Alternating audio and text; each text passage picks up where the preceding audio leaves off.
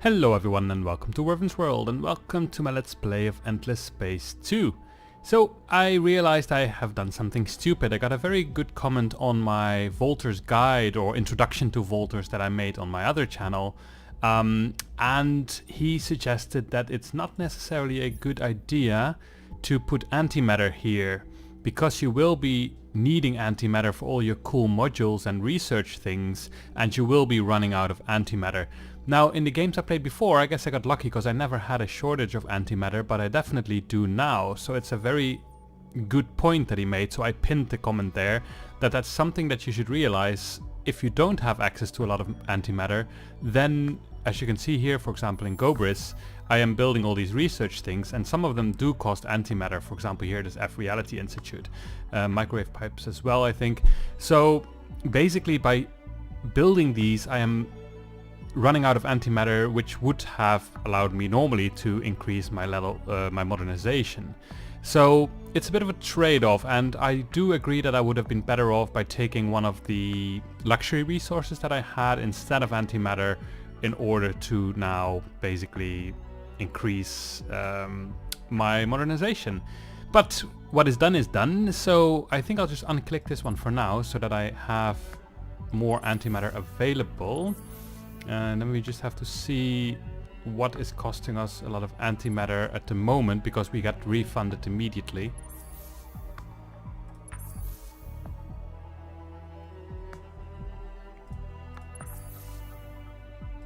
Alright, that's okay. Here's Planet Cracker. I should maybe look at whether I really want that. I'm thinking I should colonize this and then terraform it. That might be worth it, because now basically this thing is not really doing anything. We don't have that much production, and if we manage to terraform it, that would be very good. For that though, we need these hyper packs. We need this one here, Colonize Toxic, which gives us for the rest not really anything that we want. Improves actions to influence elections, as well as yeah, this join alliance and stuff like that. And well, no one really likes us anyway, so I'm not sure if it's such a good idea to do this instead of focusing on other things. One thing I was thinking about in order to increase our antimatter is for this power armor here, where we actually get +2 resource generation, so that would be 2 extra per turn per thing of antimatter we have, and at the moment we unfortunately only have 1 source of antimatter, so that would give us +2, but now we get 7.5, so it's still a nice increase in our production. So that might be worth researching. It would also give us more space on, oh, what's this? Plus self-mining NPO. What's that slag and sludge center do then? Oh, that's +1. Interesting. Ooh. This might be worth going for. First this one and that one, and then basically dragging this here. But it's gonna cost us a couple of turns. Now we're running into a little bit of troubles. I made some mistakes and let the Riftborn expand a lot, so luckily we are doing something about that here. But the Cravers here, I'm pretty sure that they don't want us anymore. They're making pressure on us, they're aggressive, so I wouldn't be surprised if they declare war on us soon. Now, that would be a problem for us, because, well, here we only have 3 carves. So that's not really much. Luckily we have portals, so we can build a fair amount of stuff in 1 turn. However, what I was thinking of doing is making also some of these Nars, because they will draw some fire from the carve, so that we actually have time in order to shoot our boarding pods. So let's have a look at what we can do. Well, I think I'll still just go for the boarding pod strategy so that I can take over ships. However, we don't really know what they are using, do we? Do we have a ship of them? This is all pirates. Here's a ship of them.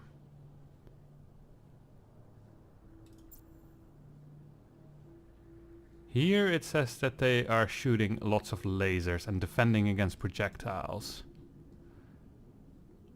So that would mean, with this information that we have, that we should put in some shields, which is good for us because we do have pretty good shields. We've got this one here which costs antimatter, and this one here which costs Hyperium.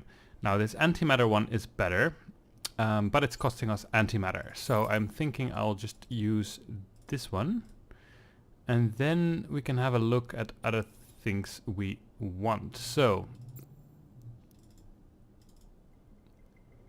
let's have a look at this. Money, evasion. Evasion might be good.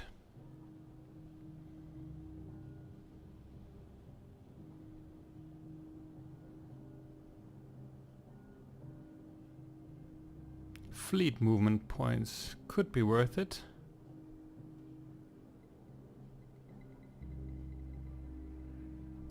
Because my my fleets are really slow, these carves, I didn't give them any movement, so they really need some of that. And then I might just go for extra additional health. Where was that? This one. It's not so good, but hey. And then a boarding pod instead. And then here in Teakhall we can build some of those. And I'm wondering if that's worth already doing and just buying them out, because that would mean that they kind of see us increasing in power and maybe less inclined to declare war on us. We would have to have a look at what we can sell though. So luxuries I'm not using at all at the moment. So we can basically just sell them.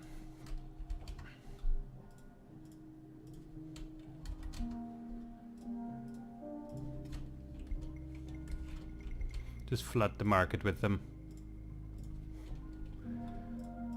So now we have 27k, that's pretty good. So what we could do is actually just buy out this thing. They're very expensive though.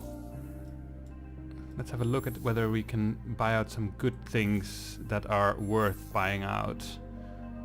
Because this is really expensive, 13k. But this would already increase our science by quite a lot. And it's only only 5.3k. Might be worth it.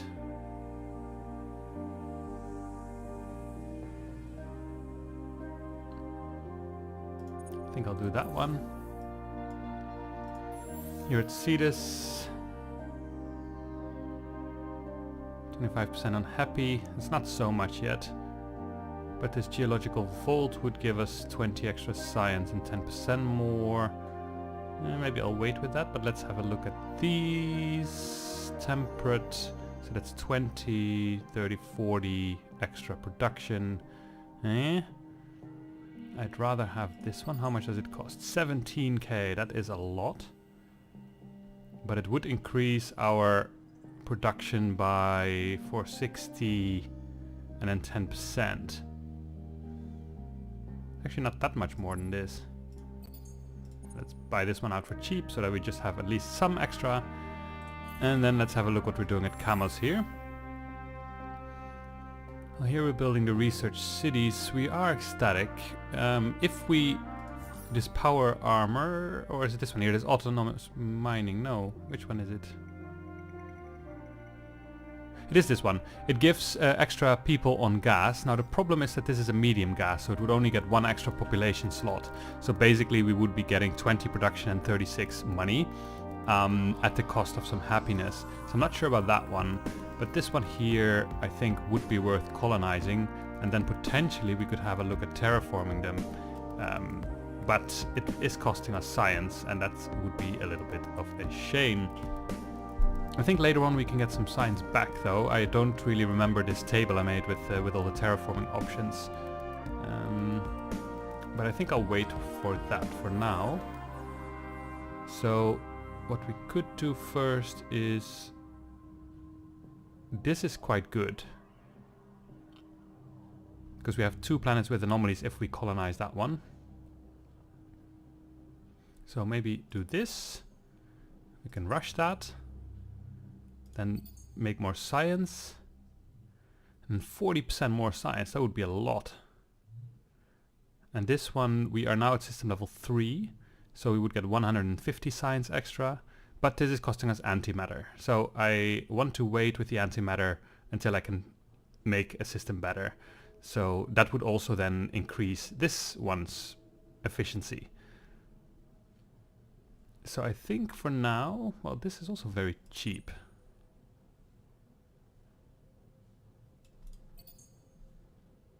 Maybe like this.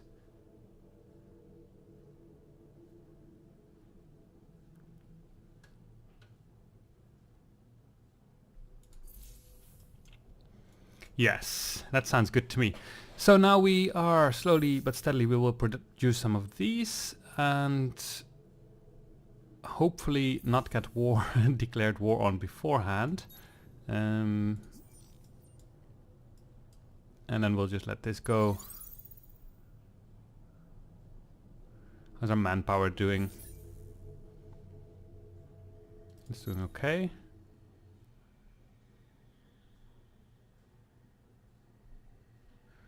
This would be nice to have. It's fairly expensive.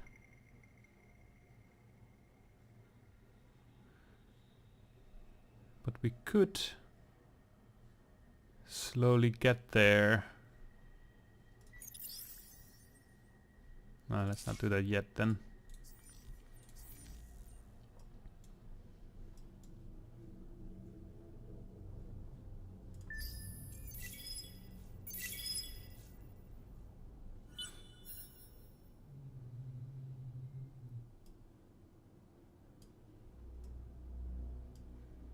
So now Kamos here has a fair amount of stuff going on. We still have food, that's good. And we are producing food per people as well, which is good. So I'm thinking, should I send some population? And I think I will. So we have Adana, Kamos has a portal. So what should we send though? Do we have any fertile planets on Kamos? We have the ocean planet. So we could send them there.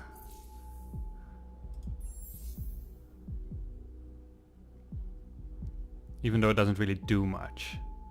It's just extra defense.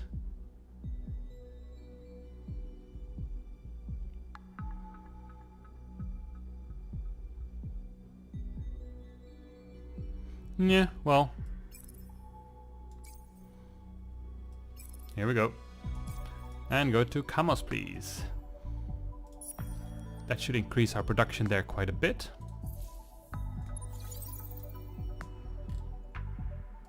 Alright, you're sieging and we are losing 12 per turn there. It's not very fast, but hopefully it'll get faster soon.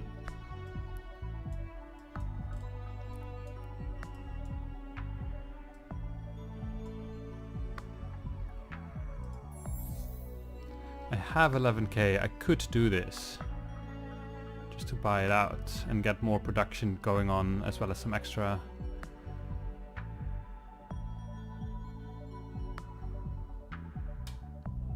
Maybe I'll do that.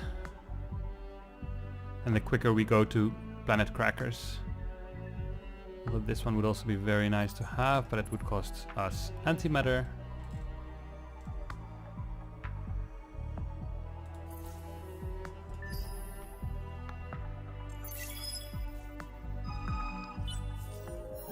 Alright, Academy power has increased.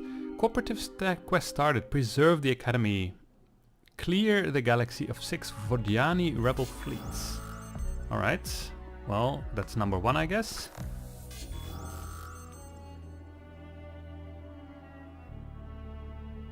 Are these the results? Yes. We took it over, and then there is another one. And we also won that one. We got our heroes leveled up. So what should you do though? There's nothing really I think that I really need from you at this higher level. This is nice though. Less happiness problems, but the problem is, or the problem, it's a luxury problem I guess to have, is that probably our happiness is doing fine.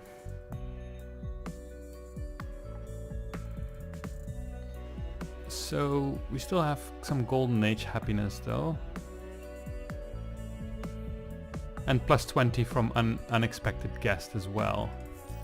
So maybe we'll do that. So either we increase the happiness or we do this one to increase the happiness already by plus 10. And this decreases the unhappiness. But it's also expansion disapproval and we don't have that. So let's go for this one. Then let us go for who else is level up. It's the tree. Well, food is good, but where are you? You're here at Cetus, and Cetus has very little amount of food. They also don't necessarily need much more food though, unless we get here.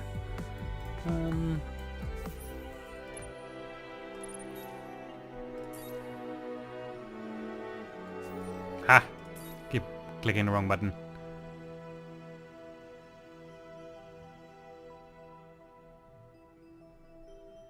Meh.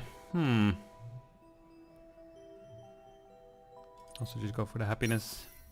Then we can colonize that lava planet much more easily. So let's have a look at our laws. So we are making a fair amount of influence now. So we could do less happiness, but it would probably reduce our happiness by quite a bit and away from devoted. So less money I think would be worth it, because we don't have that much money production anyway. So let's do brains over bucks. That's not costing us any influence though. So we could do this one here again, and then we pay way less money per thing that we're building, which should increase our basically strength, or how do you call it, quickness of building stuff quite a bit. We still have 6 turns for power armor, but we are getting quite close to getting much more research. So here we have 306. That will be increased by quite a bit and quite a bit again. So what we could potentially do is buy out one of them, and then I would probably just buy out the cheapest one that costs the most amount of turns. Ooh, I was actually saving up resources for a level 4, but a level 3 is really nice here. So, oops. We can do that. And then we can go further here. We took over these gouges or whatever they're called, so let's bring them here. Oh, oops, no. I first have to turn you into pirates.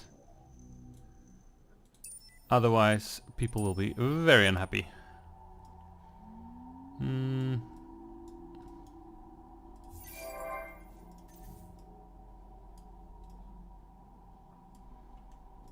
I think that's okay. Still a battle. What do you shoot? You shoot projectiles.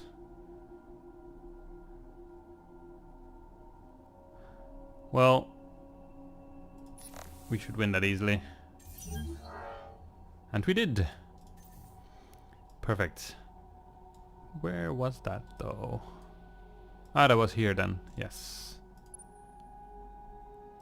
This is also Vodjani thing, right? Yeah. So let's also attack that one.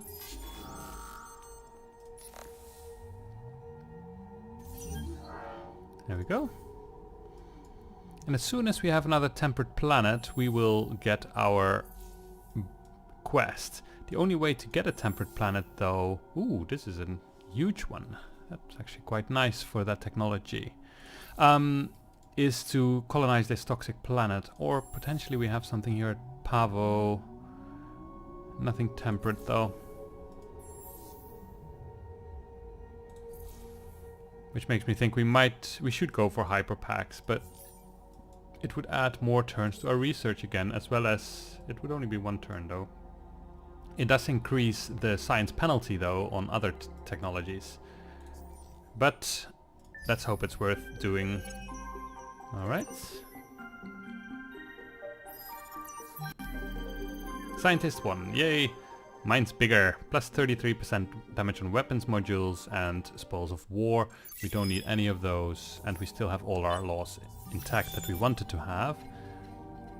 Perfect. So then here at Tikal, I think I'll start colonizing this. We can do that here. 5 turns. What we could do is do that immediately by just selling some of this good stuff here.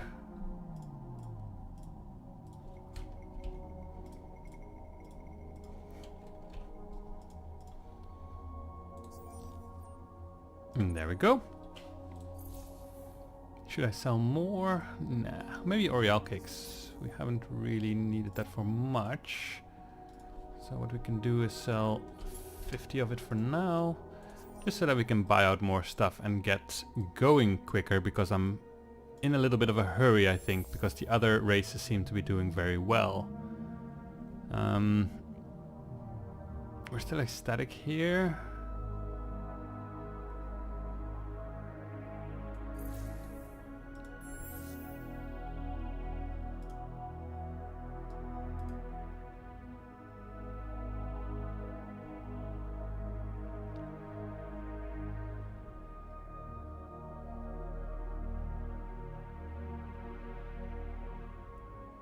Yeah, I don't think I want to buy it out. I was wondering whether I should, but...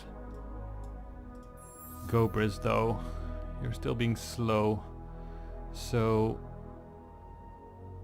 This cost 5k, but we'll get a fair amount of extra production, but we all have these small planets, which is a bit of a shame. But we luckily have good strategic resources here.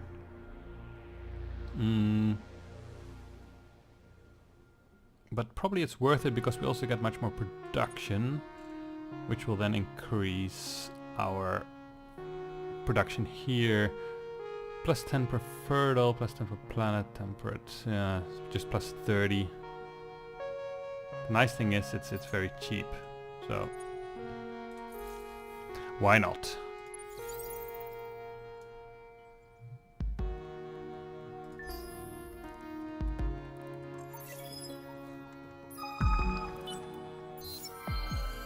Yay, now we have the temperate planets. With guarded optimism we have found the planets we need, but now the other boot drops. Iziander requests unlimited access to the memory banks of the Hulk of the Argosy in return for this information. The science and dust mastery of his academy are far beyond ours, but his methods and goals are too incomprehensible for me to trust him. What is best for my kin? We get the NAL module, which increases the fleet experience if there is a hero ship. The heroes of the Academy and their leader, Iziander, have many awe-inspiring attributes: brilliance, cleverness, rapidity of thought and of action, vast knowledge and understandings of both the past and the future. One of their great weaknesses, however, is pride, or perhaps hubris.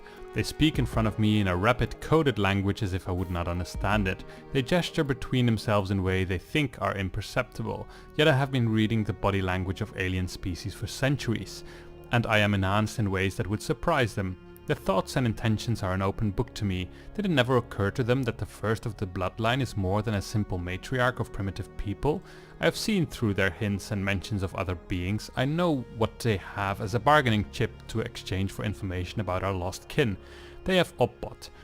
I will not know the details until I speak with it myself, but it seems that Oppot made his way to the Academy, or perhaps agent of Iziander made their way to Oppot. The details are not yet clear, but they will be, this I swear. So this will be what they will request of us: the extraction of the memory banks from the Argosy so that Iziander and his geniuses might learn more of Auriga. In return, Oppot will be released to us with information about our lost kin. The deal seems simple and obvious, but it leaves too many questions unanswered. How and why did Oppot end up there? Why does Iziander show such an obsession with us, or with Auriga? And the biggest question, of course, what shall I do?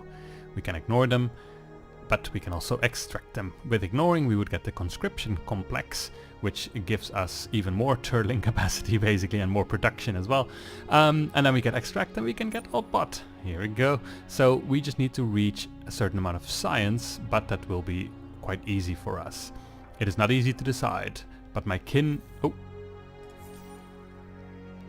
ask for the return of Oppot. Without it, our trip from Auriga would likely have gone on forever through the void. I do not like this, and I cannot trust Iziander until I understand his motives, but I can't ignore our lost kin and our lost android friend.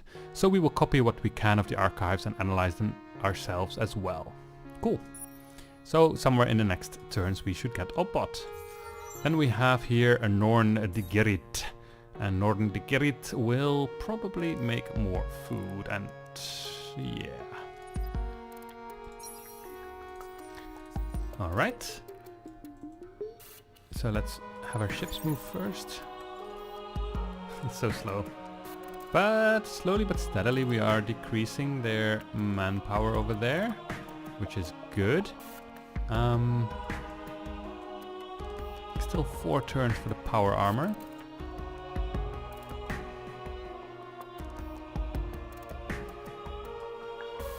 Now Cedar should be quite nice though. I should really unlock this.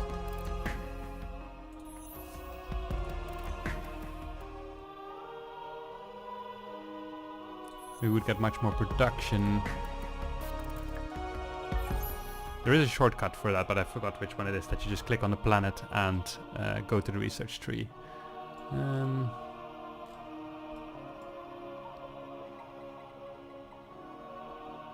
maybe this is actually quite worth it for us, because we have a fair amount of those planets. Again, it would reduce our...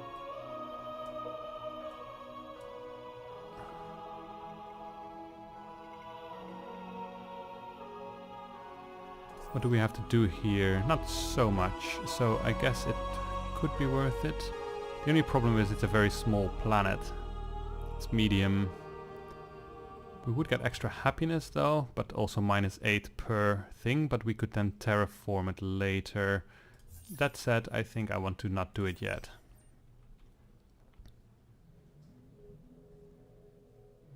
We get a new person in 16 turns. That's quite a bit.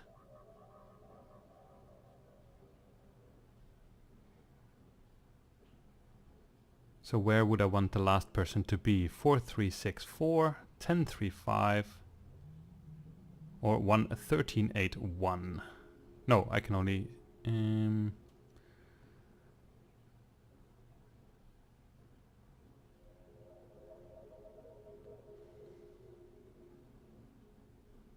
thinking of doing this. Ah, that's actually not good. Alright, let's keep it like this. Alright, cool. I guess we don't have that much more that we have to do right now. We could terraform it to steppes or to Savannah. Steppes would increase our science by only a little bit. It would also increase our happiness, but this one is also increasing our happiness. So I am thinking of doing this one here, Savannah. And we will do that soon.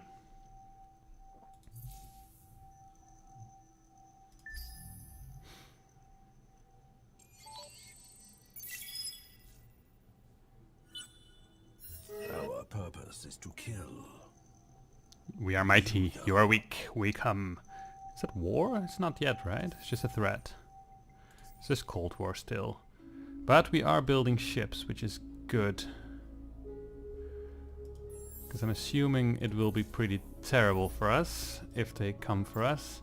So let us potentially buy out that terraforming, because that would mean that we would have more time to spend on building ships.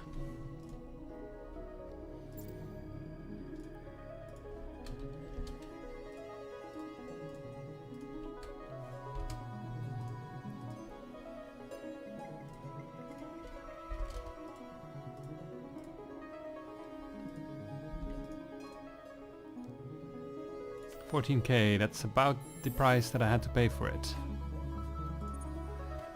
It's quite expensive, but then at least we'll have more production as well.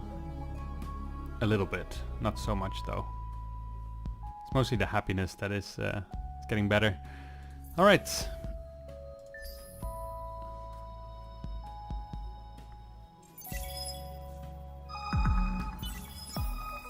New event, Smoking Gun Part 2. The arrest of the spies creates something of a scandal, but during the public trial your skillful political testimony convinces the majority of your population that your government is a shiny beacon of light in a sea of darkness.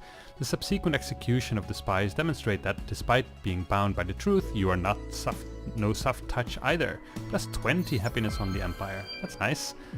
My kin have achieved a level of science that surpasses even our ancestors who built the Argosy, and their new revelations have stunned us. It appears that Orga was, as we believe, not merely a planet but an actor in the Great Orrery. a living thing, one of the beings that Isiander refers to as the Lost, and Obbot, now home again, has confirmed Isiander's unhealthy obsession with these dead gods. But I am a simple person. First I will see to my kin, then Isiander's god. Now we've got Obbot. Who would have thought you could have a homecoming party for a robot?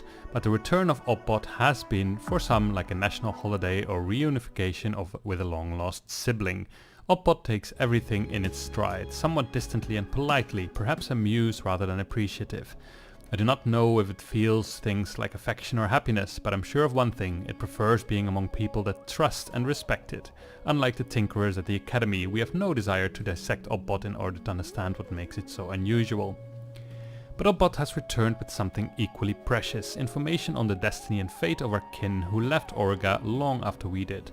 During the centuries we slept, they changed and evolved, for it was only by reactivating endless technology, discovered deep within the heart of Origa, that they were able to depart. I had to sit down when I heard this news. It is one thing to hope, and quite another to see those hope materialize. We have information and a destination. We know that there are Origans, other Volters out there in the galaxy, long cut off from the kin who took the Argosy. However, that may have changed, and whatever they are now does not matter. They are still my kin. They are still my kin. Yes, sorry. They are still my responsibility, and I will not stop until all my kin is reunited. My voice shakes as I give the orders. What do? Do we dock a fleet on the system Origa 2? And then basically we dominate it, or do we negotiate with them and send Obbot level 10 to orbit around the system Origa 2.0? So that's quite a big level that he needs, but we can do some stuff about that. And then we can get foundling population and Origa 2.0, and here we get bereaved population and Origa 2.0. So we will definitely do the negotiate one. It's a delicate thing, and I wonder if our lost kin ever knows of us. I will send Obbot as an ambassador. I dare not go myself, and it is the only other Volter that they may remember. I wonder if the second of the bloodline still lives with them, for their lifespan would be like mine. My daughter, Judith, my only child. Alright, we will definitely do this, but I will put the episode to a close here, so I hope you had fun and see you next time.